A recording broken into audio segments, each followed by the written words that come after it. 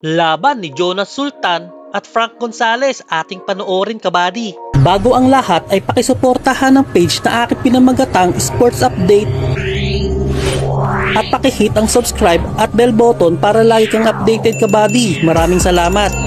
Sa mahigit isang taon na walang naging laban ng ating pambato na si Jonas Sultan ay muling itong sumabak sa loob ng ring upang kalabanin ng Amerikano si Frank Gonzalez. Kahit wala pong nakatayang titulo sa laban na ito, mga kabady, subalit napaka-importante nito sapagkat susi ang laban na ito upang umingay ang pangalan ni Sultan at makakuha pa ng mas maraming laban sa hinaharap ang ating warrior.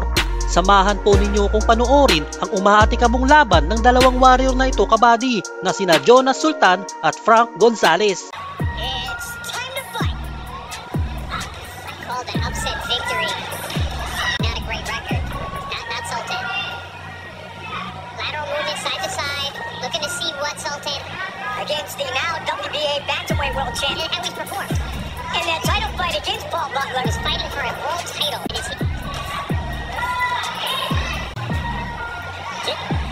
Mike Goldman with powerful partner. And he talked about the aggressiveness. Gonzalez is dumping his head somewhat for those uppercuts. Show this kid is built for power. Yeah, very swift uppercut. I mean, beautiful transition. In the last fight, the answer's got to be automatic if you're Filipino, right? Jabs. Going around. Look at the... He's the Punisher. Spot feeds. Faster, faster. Bantamweight champion. That he knows what he's doing there. He knows the game plan. He just got a guy in front of him that's very different. Good for the vacant WBC Lightweight World Championship. Because he has given Frank a guy like Sultan where you have those distinct on and off periods in the round. But even jumping in with those uppercuts, I mean, that's why taping is so important.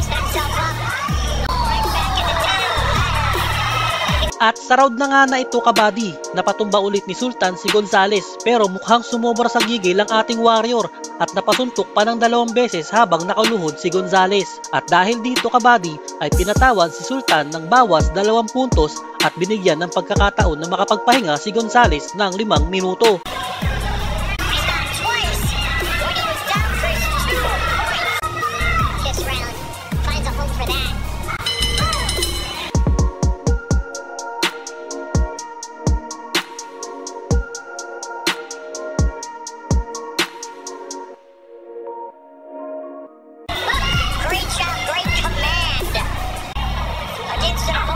Also fought for something to deal with.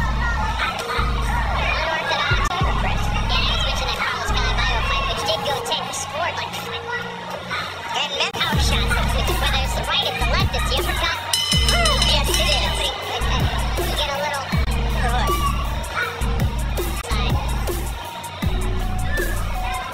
You would react to before they happen in fight 3, 10. In his professional career.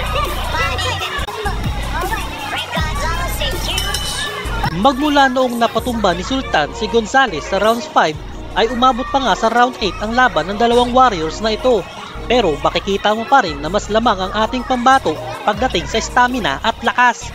Kahit binawasan ng 2 puntos si Sultan, hindi pa rin ito napigilang makuha ang panalo laban kay Gonzalez sa hatol na unanimous decision pabor sa ating kampyon. Wala na pong iba kundi si Jonas Sultan. Salamat sa pag-antabay, kabady, at abangan ang susunod na content na aking ipapalabas hanggang sa muli.